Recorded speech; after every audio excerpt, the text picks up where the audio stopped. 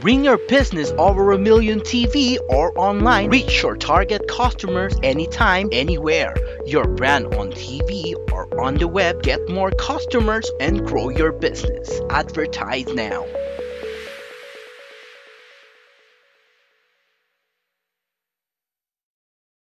Gusto nyo bang makilala ang inyong business, kumita, sumikat at maging patok online or TV? Get more customers and grow your business. Advertise now.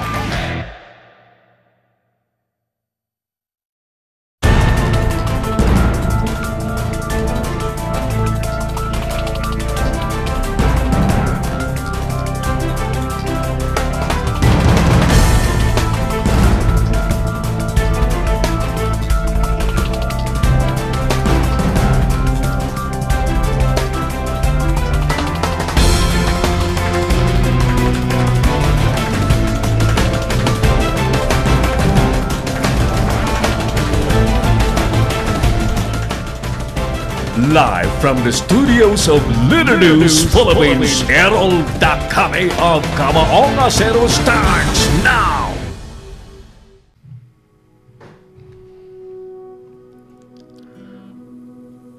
Kaibigan, tulad po ng ating nakaugalian, unahin po natin ang ating panalangin. Amang Diyos na pinakamakapangyarihan sa lahat, na sa isang salita, nilalang ang mundo at patuloy na nangungusap sa sangkatauhan. Taos puso ang aming pasasalamat, kaming mga naglilingkod sa bayan bilang online broadcast journalists at ang mga mobile journalists. 10 ng aming mga kapatid sa pamamahayag. Pinupuri ka namin sa ipinagkaloob na malikhaing talino, kaalamang teknikal at kakayahang panaigin po ang katotohanan. Magtaglay sana kami ng karunungan, matibay na integridad at malawak na pananaw. Makatarungang mga desisyon sa aming mga tungkulin. Naway magsilbi po kaming tinig ng mga may hina at hamon sa mga makapangyarihan. Tagapaghatid ng kaalaman at kaliwanagan po sa mga nagugulumihanan. Tulungan niyo kami na magampanan ang aming mga propesyon sa pinakamataas na antas, lalo't higit sa panahon po ng kasalatan, kakulangan ng oras at matinding kompetisyon. Patatagin niyo po kami laban sa mga tukso na sumang-ayon sa kung ano po ang nakararami, maghaka-haka at makisama sa mali at ang magmadali. Tulungan niyo po kami, ang mga manonood, mga mambabasa at mga taga-suporta na magampanan ang aming mga papel ng may talino at pangunawa nang ang katotohanan at kagandahan ang manaig sa online media. Inaalay po namin ang panalangin ito sa ngalan ni Jesus na tagapaghatid po ng magandang balita.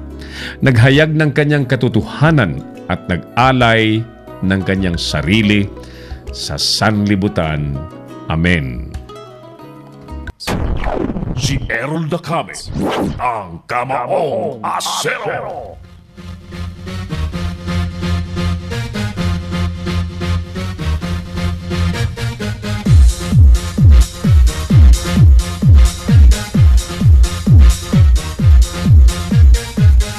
Mga nuisance candidate, iniatras na ang kandidatura sa Samar.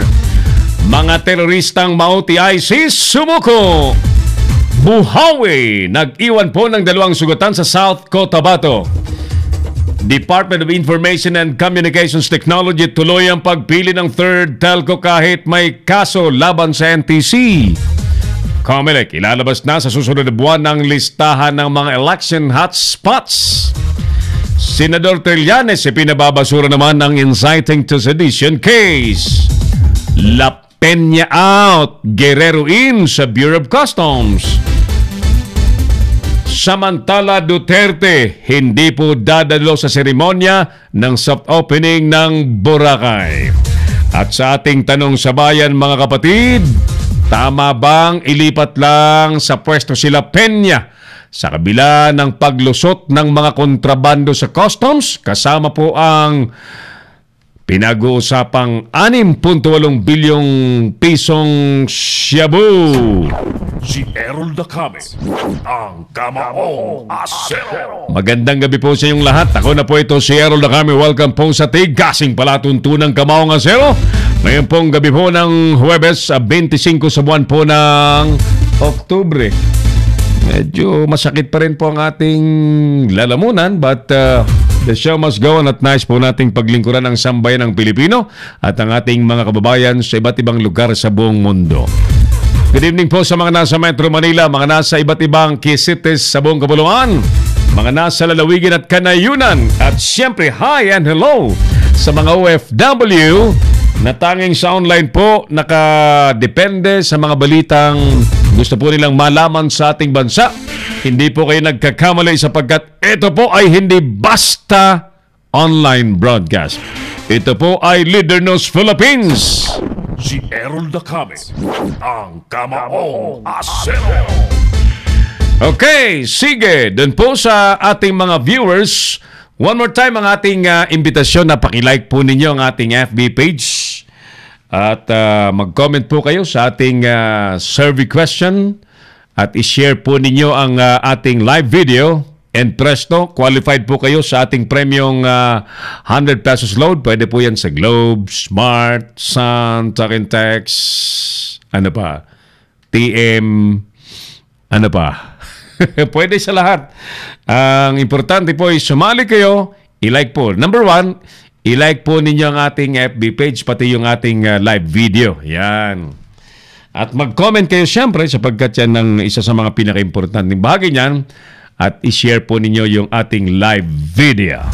Ang pinakamagandang komentor sagot sa ating tanong ay magiging qualified sa ating 100 pesos load na ipamimigay. Ulitin natin ang ating tanong sa bayan this evening. Tama bang ilipat lamang sila Peña? Si Commissioner Isidro La Peña. Ilipat lang ng pwesto sa kabila po ng napakaraming kwento ng paglusot ng mga kontrabando dyan sa Bureau of Customs. Kasama po ang kontrobersyal na 6.8 bilyong pisong Cebu. Pero kung si Attorney Mangawang po ang tatanungin, hindi lamang po 6.8 bilyong pisong Cebu ang nakalusot, kundi 16 na tumataginting na bilyong pisong Cebu ang nakakalat na being presumed to be distributed now in the Philippines dahil nakalusot po sa Bureau of Customs. Si Errol Dacame, ang Kamaong Asero. Sige, magandang gabi pong muli sa inyong pong lahat sa mga nais pong sumali ng live sa ating palatuntunan. Dahan-dahan po lamang tayo at gumuguhit yung lalamunan ko talaga. Hindi tumalab yung yung 6 na tableta ng Al-Club. Coamoxi Club, Al-Club. Magpapalit yata ako ng yung pinakamalakas na yata. Batiin ko muna by the way ang ating kaibigang Laguna Board Member Dave Almarines na matagal-tagal na nating hindi nakikita. BM Dave Almarines at ang ating isang kaibigan po sa online si Binibining Susie Mandawe Reyes. Ayan. Hi Susie. Si Susie ay isang magandang binibini, nag-online at matalino po niyang ipinipresentang issue. Hindi po tulad ng iba na halatadong may kinakatigan, may pinapanigan. Si Susie, wala eh. Galing ni Susie. Ma'am Susie, salute ako sa iyo ha. At pagpatuloy mo yung ginagawa mong maayos na pagpapaliwanag sa mga importanteng issue sa ating bansa. Susie Mandawi Reyes, nakasili po sa atin. Si Lan Cabognason. Hi Lan, amen, sabi niya. Darrell De La Vega also is with us. Magandang gabi po, si Errol. At Sir Oli sa mga nanonood live. Kay Sir Rafi Bianson din na nasa Samar, magandang gabi po. Ayan, bumati lang siya. Mamaya sumagot ka, Sir Daryl doon sa ating survey question, baka ikaw ang magwagi ng 100 pesos load. Sir Dave, BM Dave Almarines, yan, sa Laguna. At wala pong katalo-talo yan kapag nag-i-election sapagkat napakagaling tumulong. Bata pa, matalino, malawak ang koneksyon at nagagamit niya po yan sa public service sa kanyang nasasakupan sa Laguna. James Garcia, magandang gabi po sa lahat ng mga YMRA members. Yan. Hello po, Sir Elo. Thank you po, sir. Sabi ni Susi Mandawi Reyes. At din po sa mga nais sumali po ng live sa ating palatuntunan, you can simply reach us via calling the number 0927-494-2175. Globe po yan. Pwede rin po sa TM at doon po sa mga gamit naman po ay Smart, Talk and Text and Sun. Ay tawagan niyo po kami sa 0949-736-5000. Si Errol Dacame, ang Kamaong Asero. Good evening din siyempre sa ating Tatay Domeng Aspiras Cañero, ang ating founder, president, and chairperson po ng Hukbong Federal ng Kilosang Pagbabago. Nakamonitor po sa atin. At ang ating kaibigang Bishop Nilo Tayag ng RevGov. At si amigong Camilo Villasa Millandes na lagi niyang kasama. Hehehe, mahina ang data ko dito, sir. Ayos lang yon, walang mahina dyan. Sige, tuloy-tuloy po tayo sa ating palatuntunan. Unahin po muna natin ang report ni partner Boyet Guillermo. May kaugnayan po sa pagtungon ni Senador Trillanes sa isang korte sa Pasay na humihiling pong ibasura ang kasong inciting to sedition at pag-sumite rin ng kanyang counter affidavit kanina pong hapon. Sige, alamin natin ang report ni partner Boyet G diyan sa Southern Metro Manila habang binabati po natin ang happy birthday ang mga may birthday ngayon. By the way, today is Thursday, bispiras po ng soft opening ng Boracay. Dami na pong mga opisyal daw ng gobyerno doon sa Boracay. Oo. At pinapaalala po nila sa mga turista, mapadayuhan man or local tourist, kailangan nyo pong magpabook. Kailangan daw magpakita ng may booking na kayo. Sa mga accredited na hotels. Otherwise, baka maun siya miraw ang inyong pagbisita sa Boracay. Yan ang paalala sa mga bibisita ngayon sa Bagong Boracay. Ang sabi po nila, Bagong Boracay. Ready na si partner Boyet G sa ating palatuntunan. Establish muna natin yung ating linya, no? Namimiss kito si Boyet at yung iba pa nating mga tagapagulat. Kumusta na kayo? Si paring Jojo Sikat, si Nolan Ariola, si Felix Tambungko, si paring Gani Oro. Kumusta na kaya? Si Hill sa Tacloban City, si Dryan Zamora, Bernard Menyosa, kumusta na kayo? James Garcia, pa-shoutout po. Pasukin Riders Club ka, Errol. Ayos na. James Garcia, Pasukin Riders Club. Sumagot kayo sa ating tanong. Ulitin ko yung ating tanong. Tama bang ilipat lamang sa ibang pwesto sila Peña sa kabila po ng paglusot ng sangkater ba't katakot-takot pong mga kontrabando dyan sa Bureau of Customs, kasama na po ang 6.8 billion pesos na Cebu. Balita natin kanina, inanunsyo po ng Pangulong Duterte na sila Peña ay ililipat lamang po sa TESDA. Si Errol Dacame, ang Kamaong Asero. Sige, balikan natin yung isyong yan mamaya po ng kaunti mga dear viewers, 7:24 in the evening. Heto na po ang buwan naman ng report sa ating palatuntunan ni partner Boyet G. Naghain daw po ng counter affidavit at hiniling na ibasura ang kanyang kinakaharap na inciting to sedition case. Partner Boyet G, magandang gabi sa'yo. Go ahead, please. Go ahead, Boyet.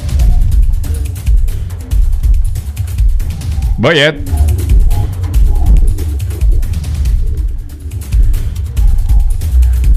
Kuya Mark, baka hindi naka-plug yung isang wire sa likod. May wire yan sa maliit na mixer natin. Ayan. May, yan. Check. May wire yan. I-plug mo. Yan. Sa likod ng maliit na mixer. Hindi ko marinig si Boyet. Are you ready yet? Boyet? Hindi niya ako marinig, partner. I think dyan yan sa maliit na mixer, bro. May naka-on na dyan sa likod. Pakicheck nga. Sa likod lang, sa likod. Okay na? May power, ano? May power siya. Ba't hindi niya ako marinig?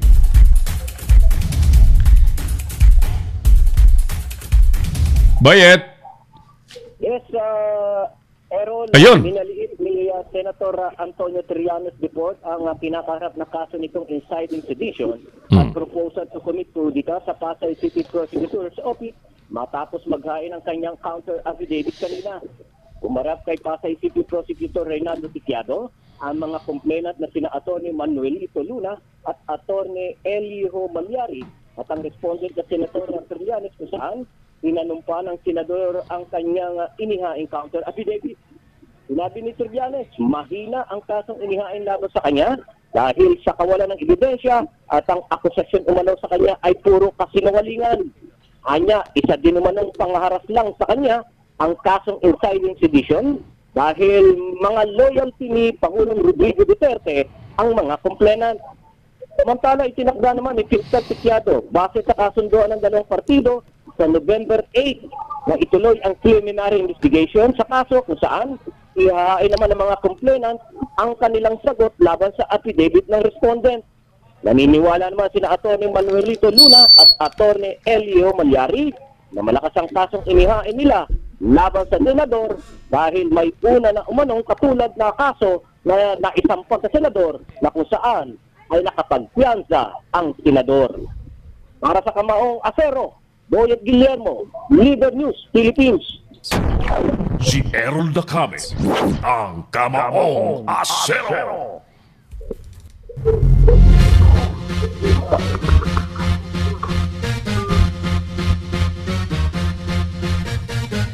Thank you, paring Boyet G, sa report na yan.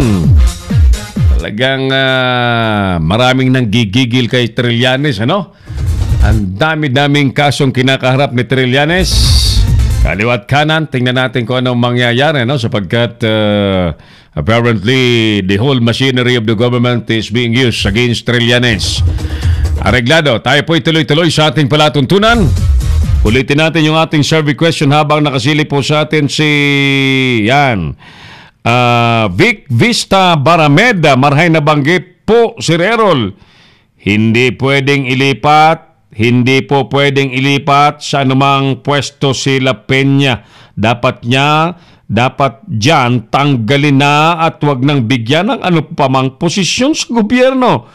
Una na kasing nag-deny na walang shabu ang magnetic lifter. Sa huli, umamin din.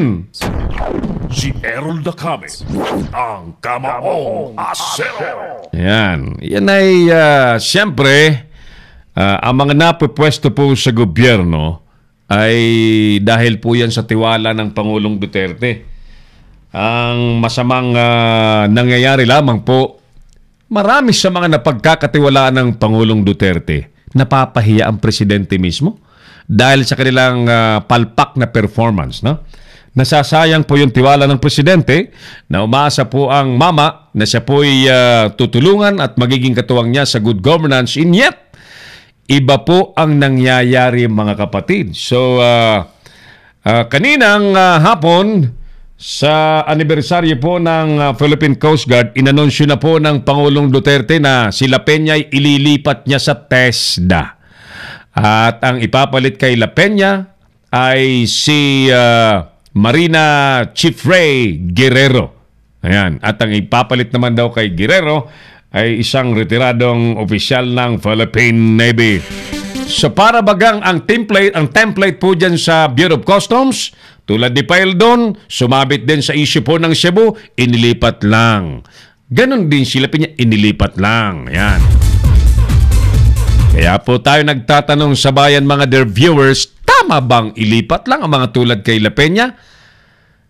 Actually, hindi lamang po Cebu ang nakalulusot. Ayon po sa testimonya ni Attorney Mangawang, sangkaterba po ang mga kontrabandong nakakalusot sa pamamahala ni Commissioner La Peña. Yan, sige. Ano po ang sagot po ninyo? Sumagot kayo para manalo kayo ng 100 pesos load. Ayan, OMT. Nanonood po sa atin. Well, sino pa mga nanonood sa atin? Salamat po sa mga maagang nagpaparamdam sa ating palatuntunan. Ano ho? Ayan, yung nakalusot na magnetic lifters, 4 yata yung kung hindi ako nagkakamali. Mariingit, pinagdidiinan talaga ng mga Bureau of Customs. Kasama po sila Peña na wala daw siya po. Pero yung head ng X-ray division na si Attorney Mangawang, inabisuhan na. The very time na dumaan sa kanyang X-ray, sa kanilang X-ray, yung magnetic lifters, tinawagan niya na sila Peña. Inalerto niya na maglikha ng aksyon, gumawa ng aksyon, sapagkat may nakitang laman yung magnetic lifters. Ay wala eh. Kinontra si Mangawang. Hanggang sa nakalusot na yung magnetic lifters, nakarating na sa Cavite at natuklas ang binutas na kinuha na ng mga engkanto yung shabu. Ayan. Ngayon, natira yung magnetic lifters. At natira din ang Bureau of Customs, ang PIDEA, ang pulis, si Mangawang na nag-aaway-away dahil sa may nagsisinungalin, may nagsasabi ng totoo. May nagbubulgar, may nagtatakip. Si Errol Dacame, ang Kamaong Asero. Ganyan po ang nangyayari sa atin, no? Yung shabu, nagkalat na po sa buong Pilipinas. Kaya nga po, sinasabi ngayon ng PNP, murang-mura. At sabi ng PIDEA, bagsak presyo po ang shabu ngayon dahil bulto-bulto po ang pumapasok. Si Errol Dacame, ang Kamaong Asero. Thank you din, Madam Susie Mandawi sa sharing. Salamat po. Yan. Yan. Ulitin ko si BM Dave Almarines. Yan, nanonood po sa atin. Thank you, BM. At sa iba pang mga nanonood sa ating palatuntunan. Tuloy tayo sa ating programa. I'll just repeat our survey question. Ano po? Tama bang ilipat lang sa pwesto sila Peña sa kabila po ng mga paglusot ng sari-saring kontrabando? Sinasabi po ni Attorney Mangawang, sari-saring kontrabando. Nagmamalaki daw sila Peña na nahahabol niya sa labas. Ibig sabihin, nakalusot na nga eh. Yung mga nalulusutan, mga bata nila Peña. Ngayon, apparently, parang wala nang accountability, ano? Wala nang pananagutan lagi.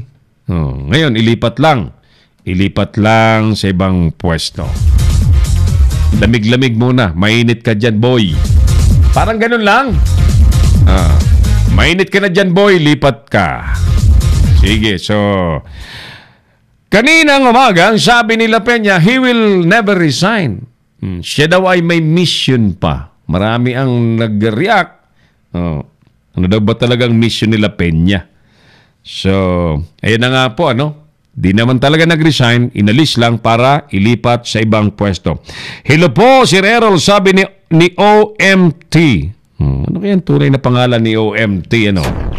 Si Errol Dacame, ang Kamaong Asero. Tuloy muna tayo sa ibang mga balita sa ating palatuntunan, mga kaibigan. Nagsiatrasan po ang 15 itinuturing pong nuisance candidates sa Samar at sila po ay nag-withdraw ng kanilang mga certificate of candidacy na. Sa ibang lugar kaya, kailan naman? Naalala ko, ang dami-daming nag-file ng ano? Ang dami-dami pong nag-file ng senatorial candidacies. Napakarami. Kailan naman kaya magsisiatrasan yung mga alam naman. Kaya lang, alam niyo, in all fairness naman mga kaibigan, simpleng-simple naman kasi ang qualification na hinihiling po ng saligang batas para makakandidato. One, you should be a Filipino citizen. Number two, able to read and write. Number 3, registered voter. Residency at least 6 months. Niwala pong educational prerequisite. Samantalang pag mag-apply ka ng reporter, you should be a college graduate. Pero pag senador, hindi man lang sinabi ng saligang batas na ikaw dapat ay nakatapos ng kolehiyo. Ilan ba sa Senado dyan ng... di ba? It's public knowledge. So, maraming congressman, maraming mayor na hindi nga nakatapos ng pag-aaral. So, ganun po. Dahil simple ang requisitos ng saligang batas sa mga nais kumandidato. Nga lang, dito po sa... para masabi nating nuisance candidate ang isang kandidato, parang ang basihan na lamang po ng COMELEC ay pera. Pera na lang Halimbawa, usap-usapan kasi sa kandidatura ng isang senador, sabi daw ay at least meron kang 300 million pesos na ready mong gastusin sa kampanya. Pag wala kang 300 million pesos, malamang sa hindi, ikaw ay may tuturing pong nuisance candidate. Si Errol Dacame, ang Kamaong Asero. Yan. So, marami yan. Marami. Ang sabi ng COMELEC, may mga kaparehas na pangalan. At dyan daw sa Samar ay usong-uso na yan kapag mag-i-election. Nangyari na daw yan noong 2010 hanggang 2016. May mga ka-apelyedo daw ng mga kilalang politiko nagpapail ng kandidatura. Ang tingin po nila dyan, nuisance candidate. I remember nung kailan ba yung presidential election? 2016. Nung 2010. Ang dami pong mga nag-file na kandidato sa pagka-presidente. Meron pang mga meron pang mga parang nakasyabu Merong parang dapat tawasin.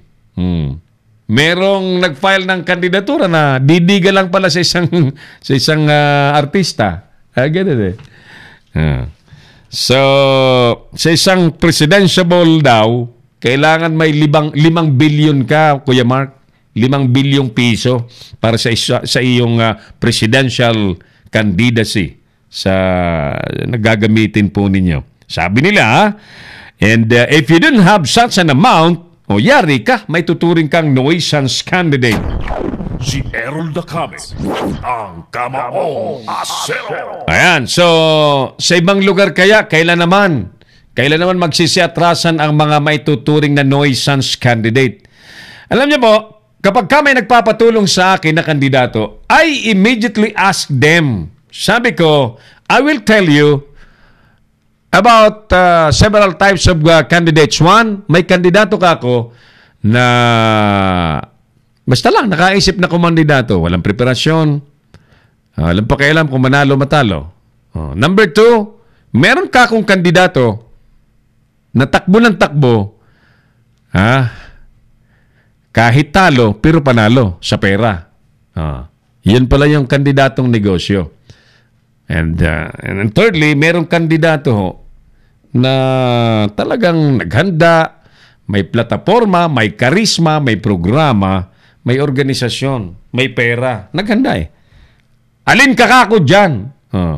But you know, wala pong nagtatapat. Pero pag nakasama mo yan ng mga 1 linggo, alam mo na. Alam mo na kung number 1 siya, number 2 na kauri ng kandidato. Yung bang, basta lang, gusto niya, trip niya. Ayan, trip niya. Ako, may kilala ko ngayon Parang trip niya lang. Handa daw siya, pero wala naman. Puros kwento. Pagka sinuri mo, wala naman.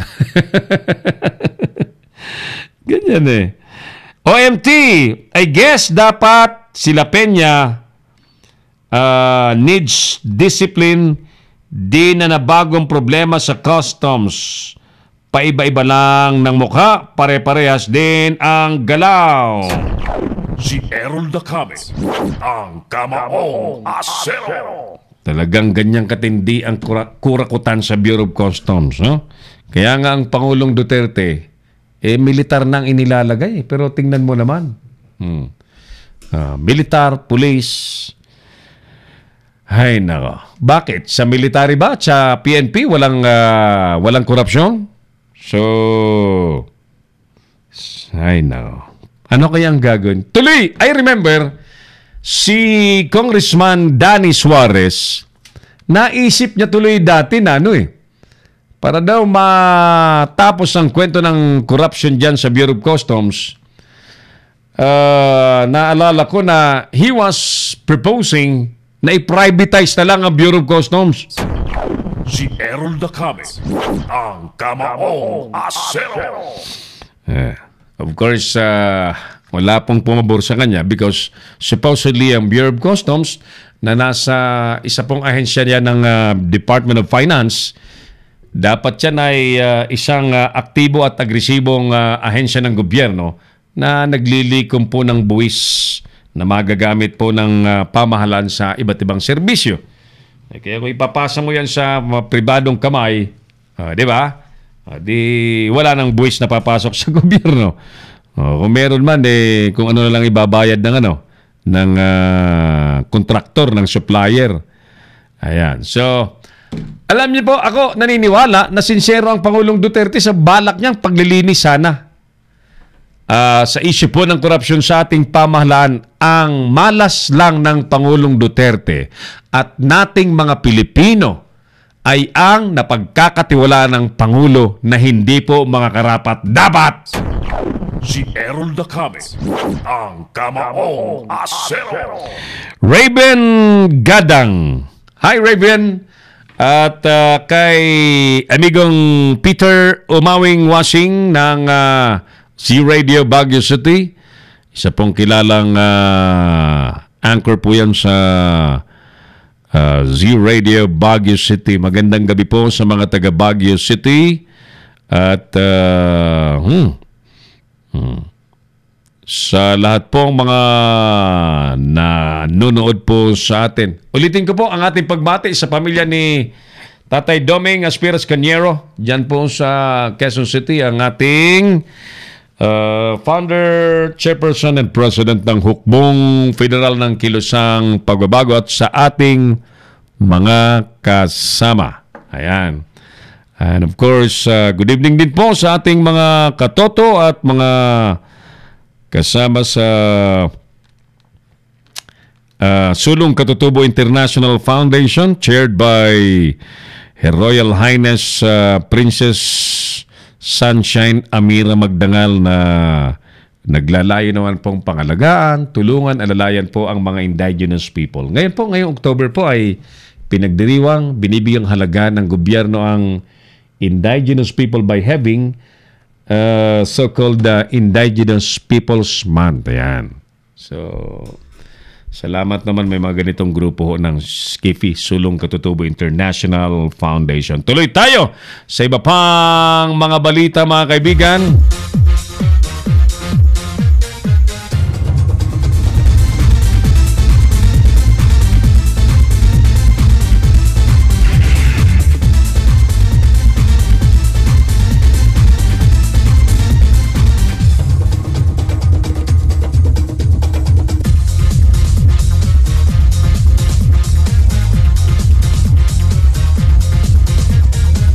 Ayan, sige.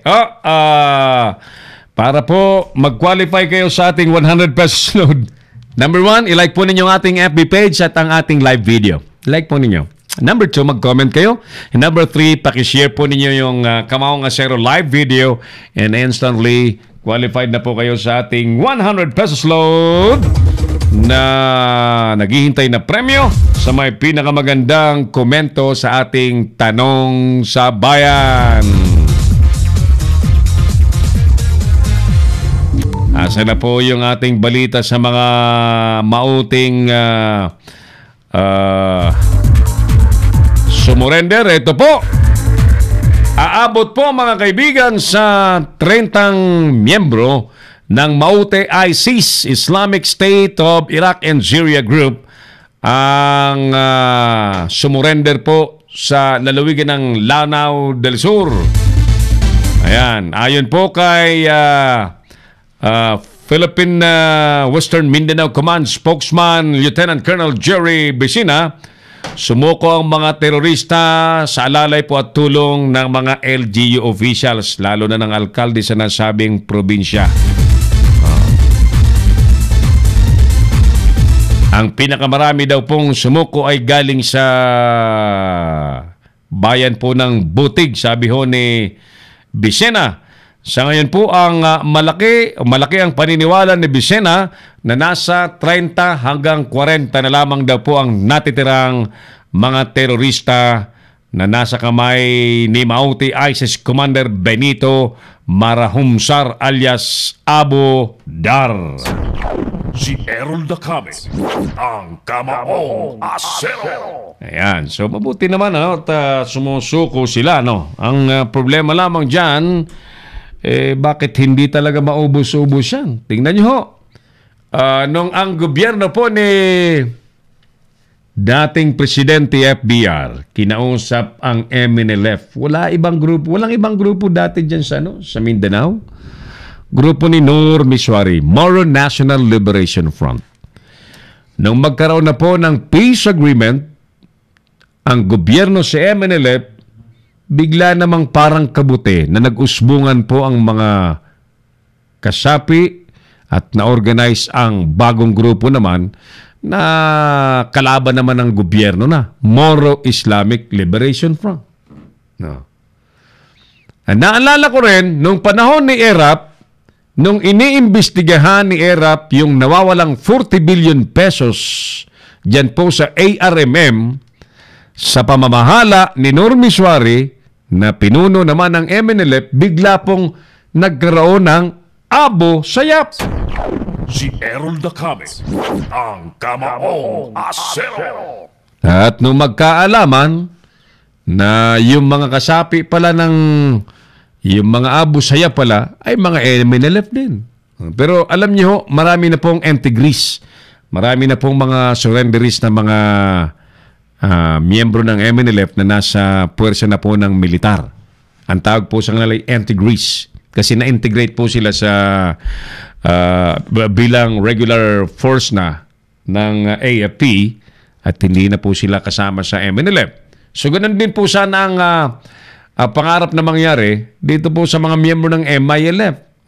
Nga lang, abang tayo po'y nakikipag-usap na naman sa MILF, ayan na naman, meron ang Mauti ISIS. Si Errol Dacame, ang Kamaong Asero. Makati sa ulo. Sa totoo lang, dyan sa Mindanao at ibang, hindi naman lahat ng lugar sa Mindanao may ganyang problema. Hindi natin mawari sapagkat everybody wants to see development. Nais pong makakita ang mga kapatid natin dyan, Muslim, Kristiyano, ng pag-unlad. Ang problema, sila din mismo ang nakakaharang ng pag-unlad sapagkat gulo dito, rebellion doon, terorismo dito, and those are the things na nakakaharang sa pag-unlad sa mga lugar na yan. Si Errol Dacame, ang Kamaong Asero. Yan. So, buti na lang, sumurrender. Sana wala nang umusbong na panibagong mga miyembro at maubos na, matudas na silang lahat at mamuhay na lamang ng tahimik sa mainstream sa lipunang may batas na nananaig at mamuhay ng patas, hindi yung magbibit-bit ng baril, mamimwersa ng tao, kung ayaw ibigay tututukan, all those criminal acts, yan po ang gawain ng mga terorista na hindi na po nababagay sa isang makabagong panahon.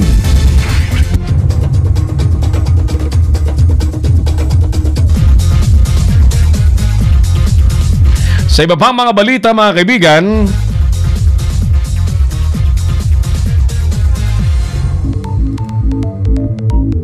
nag-iwan naman po ng 2 sugatan ang nanalasang buhawi at malakas na ulan sa South Cotabato. Yan. Nauuso na rin ang mga buhawi sa Pilipinas. Dati sa Amerika lamang po natin naririnig yung hurricane. Diba? Ngayon sa Pilipinas, meron na rin mga ganyan eh. Ang insidente po ay nangyari sa bayan po ng Banga sa South Cotabato. At Ang pinaka-epektado po ay ang Barangay Imprugo kung saan ay nakapagtala po ng mga pagkabuwal ng puno at mga nasirang bahay diyan po sa Purok Malipayon at Purok Mahigugmaon. Yan. Malipayon at Mahigugmaon. Gaganda ng mga no? Gaganda ng mga barangay, mga purok. At kumpirmado nga pong 2 ang sugatan na nakilalang sina Benedict Luslok at Noy Moico na nadaganan po ng mga natumbang punong ng kahoy habang sinasagawa naman po ang rescue operation sa mga apektadong residente. Siyempre, dahil po sa nangabuwal po ng mga puno, pati poste, pati yung kuryente po ay naperwisyo na, nagka-brownout po. Ayan. Buhawi! Habang sa ibang lugar naman, lakas po ng sikat ng araw at mainit po ang panahon. Sa ibang lugar naman may mga buhawi. Oras natin mga kapatid, 50 minutos po makalipas sa alas 7 po ng gabi. Kamaong Asero pa rin po ang inyong pinanonood. Hindi po ito basta online broadcast. Ito po ay Leader News Philippines. Si Errol Dacame, ang Kamaong Asero. Samantala, sinabi naman po ng DICT, mga kaibigan. Ano yung DICT?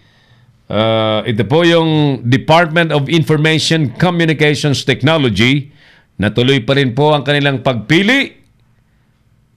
At nang makapili na tayo at magkaroon na daw tayo ng pangatlong telco sa Pilipinas dahil problemado po tayo sa serbisyo po ng internet.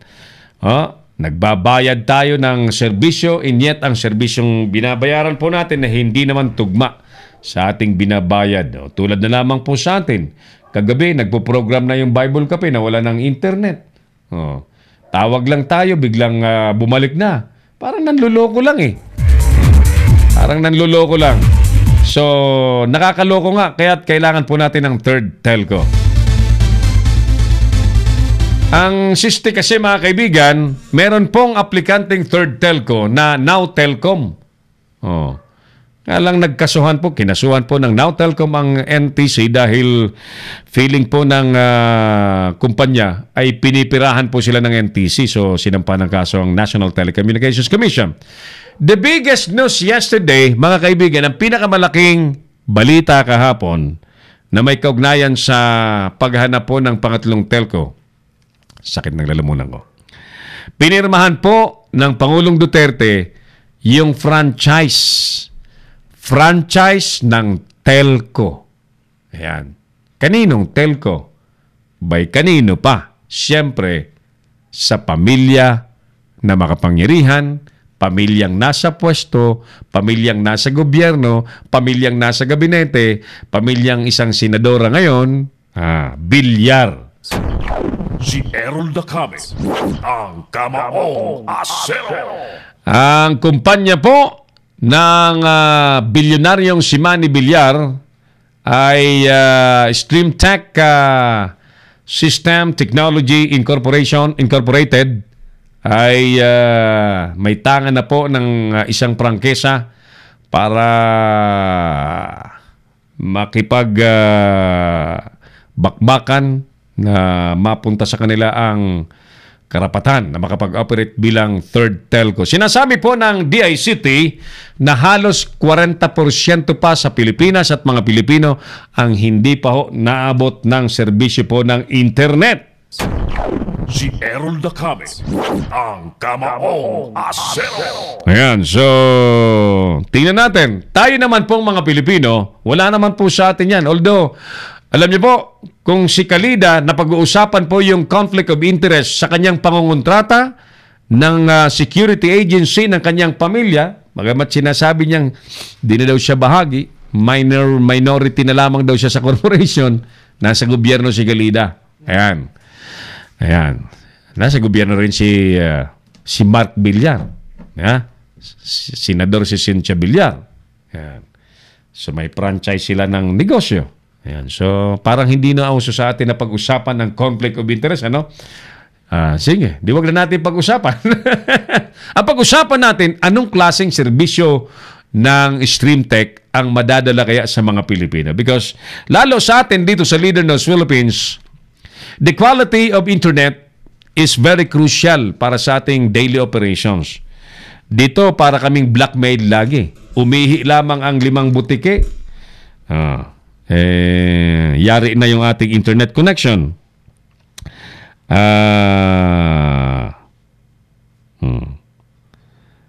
Sige. Ang serbisyo ng PLDT, ayan, maraming nasusuka, ganun din sa Globe. Smart, ganun din, di ba? Kaya nga tayo, kasi monopolyo monopolyo. Globe, TM, monopolyo. PLDT, Smart, Sun, monopolyo. So, kailangan natin ng breaker. Tawag nga tayo, partner, sa Tacloban City kay Hill. Pwede daw siya sa ating software. Yung software call natin, if you're familiar, yung galing dyan. Hindi ko nabanggitin kasi baka gayahin sa atin eh. Alam niyo po mga dear viewers, kami po ay may technology that we can go live kahit saan, kahit anong oras, gamit po yung online technology natin. Hindi po yung simpleng live Facebook, hindi ho eh. Hindi yon. Broadcast quality online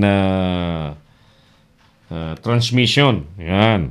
So, sige, Kuya Mark, tawagan mo si Hill gamit yung ating software para makasagot yung mga taga-Tacloban City sa ating tanong. Ang ating tanong, mga kaibigan, tama ba na ilipat lamang sa ibang pwesto sila Peña sa kabila ng mga isyong paglusot ng sangkaterba pong kontrabando?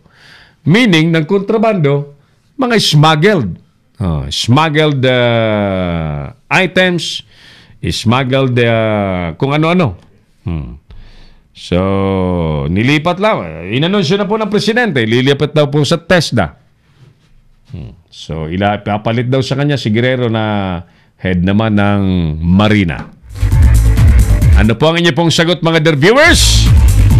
Ayan, 100 pesos load po ang naghihintay sa may magaling na sagot sa ating tanong, mga kaibigan. No? Tuloy-tuloy tayo sa ating programa. Good evening po sa ating mga best friends. By the way, good evening po sa mga taga-Tabaco City, kay amigong Luzon, Bornasal. Kasama po natin sa dati Veritas Tabaco. Magkakasama kami dyan. Si Hobbile na naging board member na. Si Glenn Daong na naging board member na. Kung hindi ako umalis sa aming bayan, palagay ko'y magkakasama pa rin kami at medyo iba na rin siguro ang linya ko. Kasi that time, I still remember, nang nabubuhay pa si Dr. Coral, pinuntahan ako sa bahay, mag-i-eleksyon noon, nila-line up ako. Sabi ni Dr. Coral, Dr. Bernardo Coral, Errol, amigo, ikaw ang number 1 counselor namin. Akong bahala sa iyo, sabi niyang ganon. Hindi ko pinansin. Mga January na yata yan, Mayo yung eleksyon eh. Hindi ko pinansin. Pupunta akong Maynila. Kamukat-mukati ko, nabalitaan ko si Mayor Naomi Coral, yung aking kaibigang mayor. Nagkasakit hanggang sa hindi na nakarecover. Pumanaw. Di yung vice mayor, naging mayor. Kung ako yung number 1 councilor sana that time, vice mayor na siguro sana ako. Nag-imagine.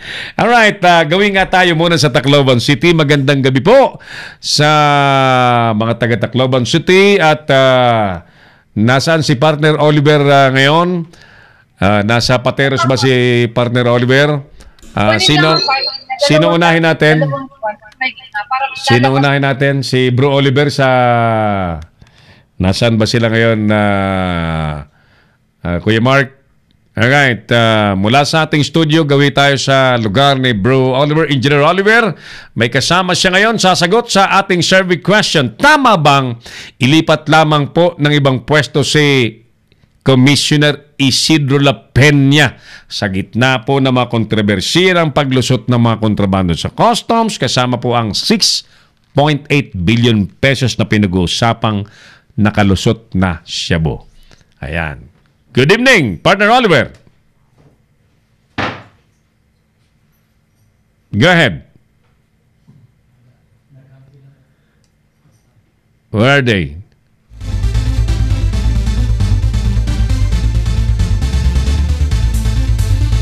BRC Pablo Santiago is with us also.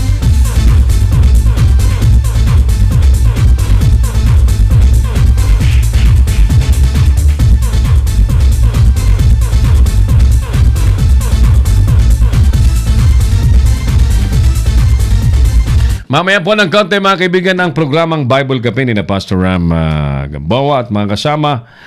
Kagabi po dispensa sapagkat nasa kaligitnaan na naman ng program. Pumitik na naman yung signal ng ating internet. Nag-report tayo kanina. Ayan. May kinalikot lang yata sila. Madalas pang problema ng PLDT. Ayan. So kami po ang kabit po natin ditong internet services na pinangako nila ay 200 Mbps. Ang mahal ng binabayaran natin. Butchar Kanghel dyan sa Caloocan City. Magandang gabi po sa inyong lahat dyan. At sa mga nanonood sa ating palatuntunan. Ready na si Bro Oliver? Wala pa. Tuloy-tuloy tayo muna sa ating palatuntunan. Sa iba pang mga balita muna, ilalabas na raw po ng COMELEC ang listahan naman po ng mga election hotspots next month. Alam niyo po, nakakatakot ito pagkat habang nalalapit po ang eleksyon mga kaibigan, ang dami pong nababalitang pinapatay, inaambush.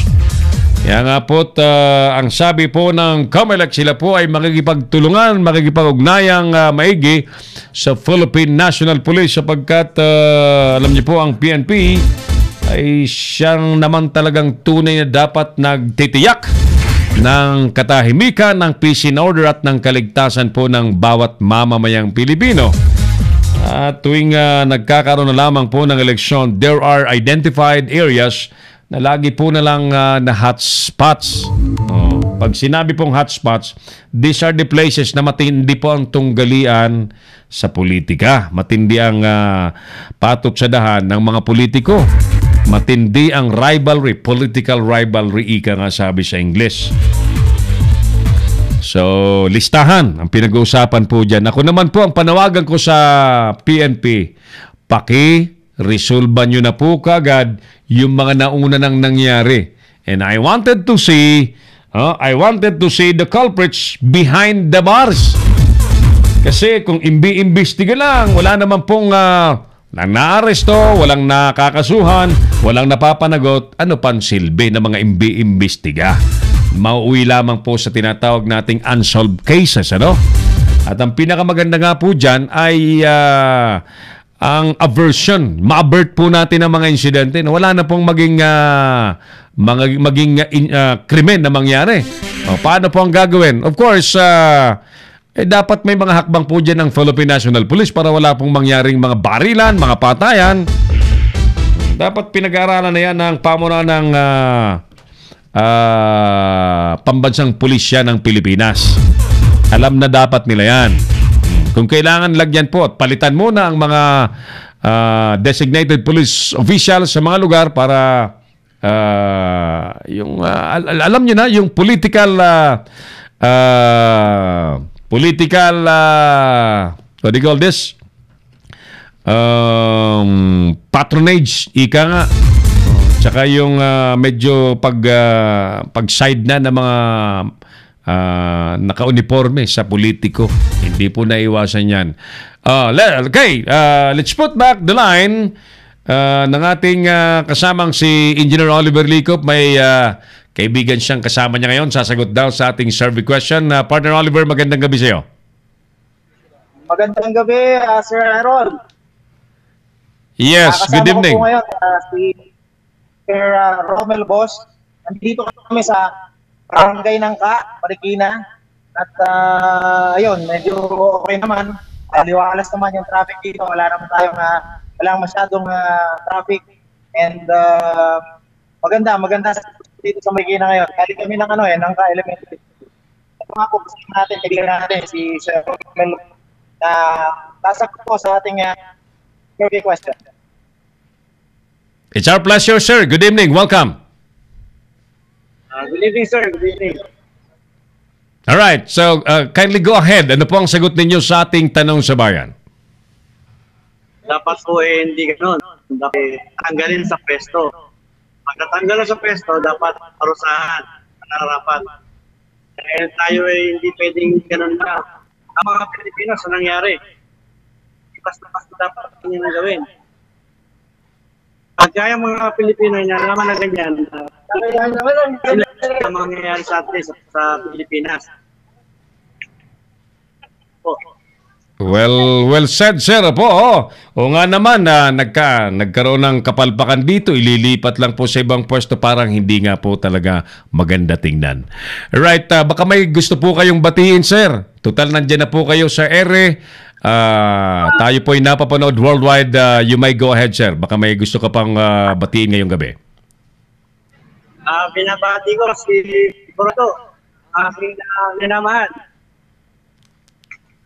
Kamusta po sa kanya? Sa mga kaibigan ko sa Vice President. Alright. Thank you, sir. Good evening po sa inyo dyan. At kasama yan ni partner Oliver. Bro Oliver, sige, meron ka pang gustong idagdag sa ating temang pinag-uusapan. You may go ahead. Para sa akin, Ka-Errol, yung tema, isang kasi pag medyo malakas ang puppet, mapapaw ng parusa ng magbibigay. So, ililipat ang posisyon o ililipat ang departamento, dapat hindi ganoon.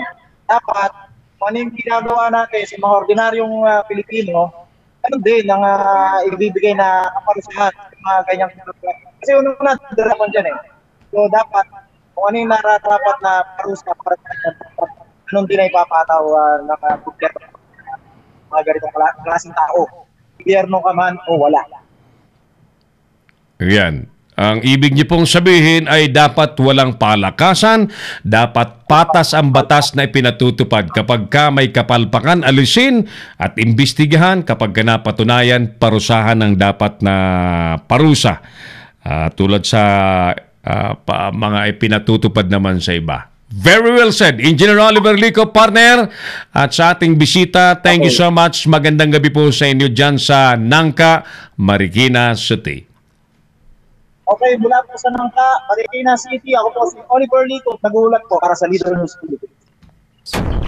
Si Errol Dacame, ang Kamaong Asero. Thank you, Bro Oliver Likop live mula sa Marikina City. Good evening kay amigong Joel Burlagdatan. Ayan. Sino pa mga nanonood sa atin? Joel Burlagdatan, Minerva Empleo, si best friend Rich Vicky ng Long Ridge, Philippines, John Sinsano, si Kabayan Alan Cargullo, Elmer Cortez Sagon, si amigong Lar Medina is also with us, Dabawenyo Macho and John Garcia, among others na nanonood po sa ating palatuntunan. Thank you. At tuloy lang tayo sa ating programa, mga kaibigan. Ang oras natin ay 8 na, pumpiyang 8 sa mga tumataya sa wedding. At may mga may wedding pa rin sa mga oras na ito. Kahit Duterte na, may wedding pa rin. Ay, tagal talaga naman. Lalakas ng loob. Yan kaya may basbas ng Pangulong Duterte yung mga may wedding na yan. Kasi alam niyo po, gustong-gustong tapusin niya ng Pangulong Duterte yung mga illegal na yan. Pero bakit kaya ang lalakas ng loob ng mga taong yan, ano? Alam niyo po kasi, kaya ako galit sa wedding. Dahil ang namumunini lamang ng illegal na pera dyan, yung mga illegalista, yung mayor, yung congressman, yung hepe ng pulis, at yung ilang media din na kurakot, nakikipagsabuatan. Hindi po kasali dyan ng Leader News Philippines. Ayan, nililinaw ko lang sapagkat tayo po ay hindi nakikisaw-saw sa anumang mga illegal na gawain. Si Errol Nakame, ang Kamaong Asero. Tuloy tayo sa iba pang mga balita, mga kaibigan. Yan na nga po, kanina ay out na sila Peña sa Bureau of Customs at papalitan na po ni Marina Chief Ray Guerrero. Yan. Ililipat po sila Peña sa TESDA ayon po sa anunsyo ng Pangulong Duterte. Doon naman po sa mga naghihintay sa pagbubukas, soft opening po ng Boracay bukas. Ready na raw po ang gobyerno sa soft opening bukas. In fact, napakarami na raw pong mga public officials, government officials ang nasa isla na. Ayan. Ang pinakauna pong inaasahan na natin dyan, siyempre ay si DNR Secretary Roy Simato. Yan. Sapagkat siya yung ano dyan siya yung pinaka-in charge dahil isip po ng kalikasan ang naging sangkalan po dyan. Ayan. So, marami nagsasabi na napagkalinis-linis na raw po ngayon ng Boracay. At ang tawag po nila ngayon sa Boracay ay Bagong Boracay. Yan. At ang paalala po ng mga taga-gobyerno sa mga turistang pupunta po dyan, see to it, na meron kayong may papakitang booking na. Booking sa mga hotel. Sa mga hotel. So, hindi pwedeng basta pumunta doon na magbabaka sakali lamang kayo at matutulog kayo sa buhangin. Magdadala kayo ng tent at sa buhangin kayo magpapalipas ng magdamag, maghapon, ano? Ayaw yata ng ganun. So, kailangan daw may pakita kayong mga booking na sa hotel. At marami na pong pagbabawal dyan. Yung mga water sports ay hindi na pwede sa malapit sa buhangin, sa dalampasigan. Wala na rin pong papayagang magtinda dyan sa buhangin na yan. At kung ano pang mga party-party sa beach area. Ano kayang kalalabasan ng Boracay pag wala na yung mga ganun, ano? Boracay pa kaya yon? Baka ano yon? Baka mistulang Biyernes Santo yon. Kasi yun ang dinadayo dati ng mga turista, yung masayang isla. Masayang isla, makulay na isla. Well, of course, hindi natin gusto yung nabastos ng todo. Na balahuran ng todo yung ating kalikasan.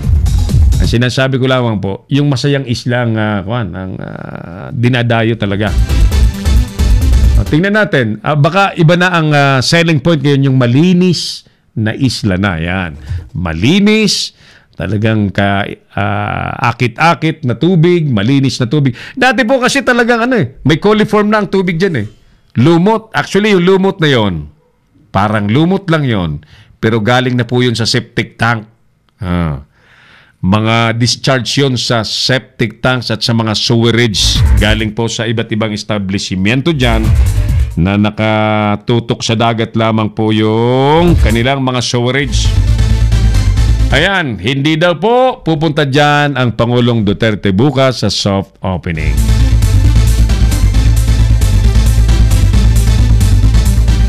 Okay, Kuya Mark, tingnan mo na nga kung may sumagot na okay sa ating survey question. Ulitin ko na lamang na ang ating tinatanong sa ating mga viewers.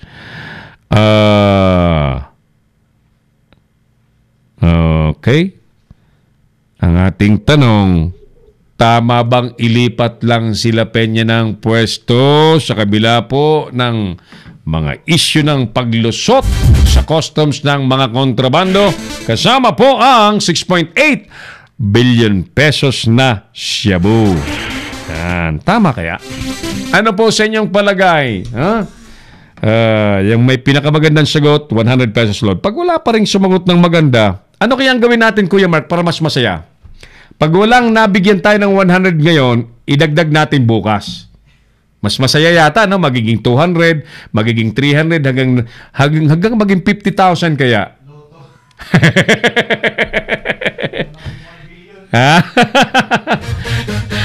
Ganun din kaya natin. Para mas masaya, no? Ayaw yata ng 100 pesos. Baka gusto ng 5,000 load. Sige, ganito ang gawin natin. Pag walang mananalo sa gabi, pag walang mag-qualify sa gabi, mga kaibigan, idadagdag natin the following day. Pero hanggang hanggang Friday lang. Pag naipon po hanggang 500 pesos, kailangan talaga ibigay na. Pag wala, forfeited.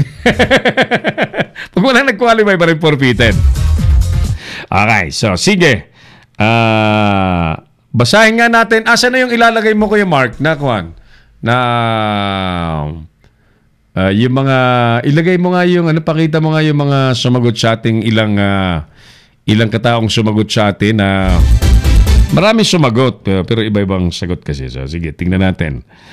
Habang tayo po ay at exactly 8:20, mag-wind up tayo sapagkat kailangan papasok po ng maga naman ng Bible gabi para hindi sila ginagabi ng todo din at makapagpahinga din ng magaga. Right? Yan, sige. Where are they? Asa na yung ating yan. Sampulan mo nga, Kuya Mark, ng sino yan. Sino yan? Anong sabi ni... Pakita natin yung mga sumagot sa ating palatuntunan, sa ating survey question. Habang kinukumusta natin siyempre ang ating mga kaibigan kasama po sa Batch 88 ng Naga National High School. Yung ating high school nung unang panahon. Ayan. Ang Batch 88. At si Primong Joel Brocales, ang misis niya si Insang Evelyn Gardi Brocales. Yan. Si Mading Imelda Parum, si Pading Arnel, si sino pa? Si Neld sa Belo, yan. Lim, si Ami, Bobilis Lim, yan. Si Betan, yan. Si who else? Napakarami. Si Tikoy Claridad, ayan. At si Toy Dakuya, si Tol William Bragais na nanonood po sa atin lagi. Asa na partner? Sampulan mo nga ng ilang mga sumagot sa atin.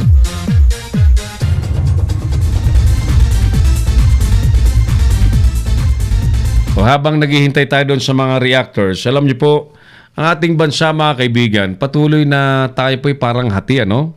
Tulad po ng obserbasyon ni Susi. Patuloy po tayong nahati ng politika na hindi po maganda.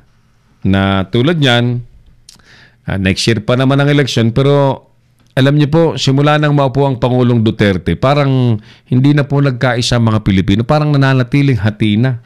No? Ako po, kami rito sa Leader News Philippines, ang nais po naming panaigin ay ang kagandahan, kagalingan ng mga Pilipino, hindi po sa kung ano ng issue, kundi kagalingan sa mga iba't ibang larangan na may pagmamalaki po natin sa buong mundo. Yun po yung pakay ng Leader News Philippines, kaya po tayo may Leader News Philippines not to advance any political interest, no.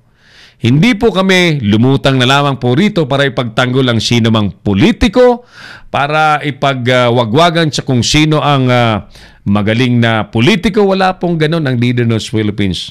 Ang pakay po namin ay tulungan ang Pilipinas, ang mga Pilipino na maging magaling sa mata ng buong mundo, lalo't ang kompetisyon po sa ekonomiya, sa hanap buhay, sa employment po ay napakatindi sa negosyo sa buong mundo sapagkat naging isang maliit na lamang pong komunidad ang mundo.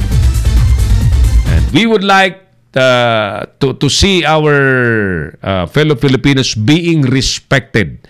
Yan po ng ating pinapangarap. At yung pagduhagi po sa atin na pag sinabing Pinay ay katulong, pag sinabing Pinay ay alila, gusto na po naming wakasan yan. Kaya kami po sa Leader News Philippines, nananawagan at nangangarap po ng Pangulong Duterte magkaroon po ng polisiya na wala na pong paalising mga Pinay para mag-domestic helper.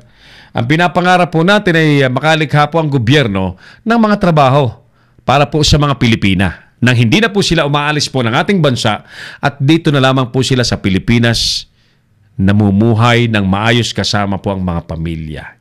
And with that, mga kaibigan, I'm pretty sure na maalis po ang stigma sa terminolohiyang Pinay kapag ka ang Pinay ay nandun sa ibang bansa, ang tingin po ay alipin, katulong, alila. We can only do that if we put stop. Pag itinigil po natin ang exportation, pag-i-export ng mga Pilipina para maging katulong. Ayan, yan po ang pamamaraan po dyan. So tayo po yung nananawagan sa gobyerno na magkaroon po ng polisiyang ganon sapagkat alam niyo po, firstly, pag ang mga sinasabi nating nanay ng tahanan ang umaalis, most likely ang tahanan po ay nasisira. Imagine niyo ang pamilya na walang nanay sa loob ng tahanan, sa loob po ng bahay. Sari-saring istorya po ang narinig na natin. Ganon din. Kapag mga tatay nag-abroad, wala sa bahay, ganon din. So, yan po. Ang ating pangarap ay lumakas ang ekonomiya ng Pilipinas nang sa ganon. Kung maaari ang lahat pong mga Pilipino ay dito na lamang po namumuhay sa Pilipinas kasama pong pamilya. At tayo po ay united. Makita po natin ang mga Pilipino na nagkakaisa at nagtutulong-tulong para sa ikabubuti po ng ating bansa. Hari nawa, sana nga po Nga lang talaga ngayon ay napipilitan pa ang marami na mga ibang bansa tulad ni Kuya Mark. Bukas makalawa ay nasa Singapore na yan. Dahil kailangan pangarap natin na dumating po ang oras at panahon na hindi na po kakailanganing umalis pa sa Pilipinas ang ating mga kababayan at kakayanin na po natin dito na lamang po sa bansa natin maghanap buhay para sa pamilya. Okay, nasa na yung ilang mga sumagot, Kuya Mark?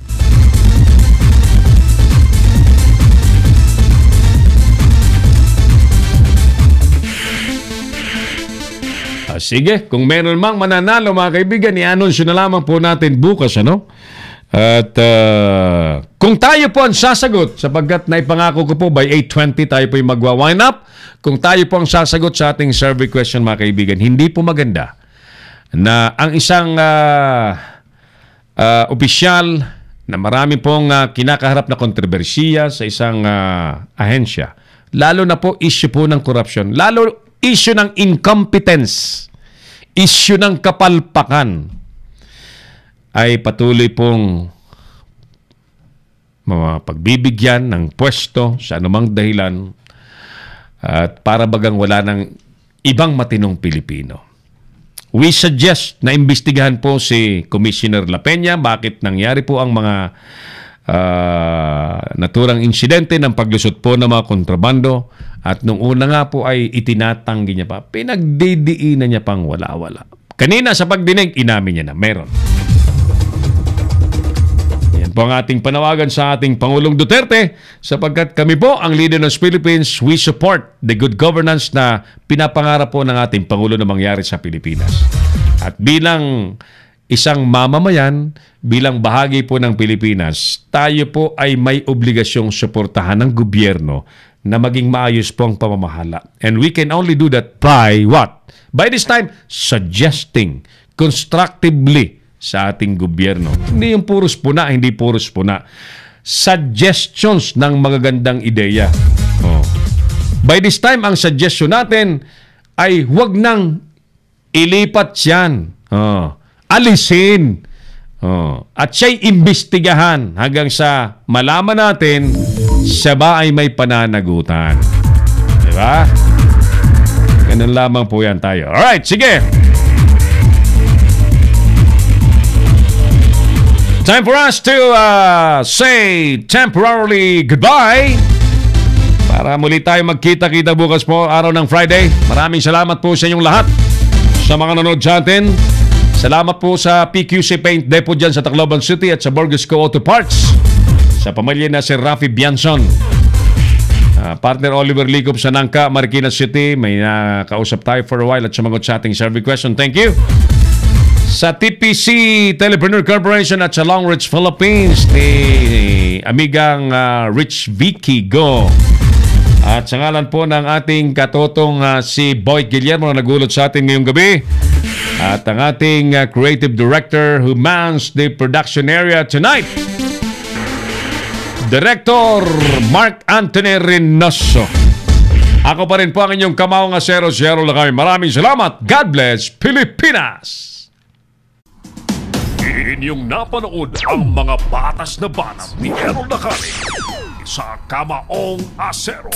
Abangang muli dito sa Little News Philippines.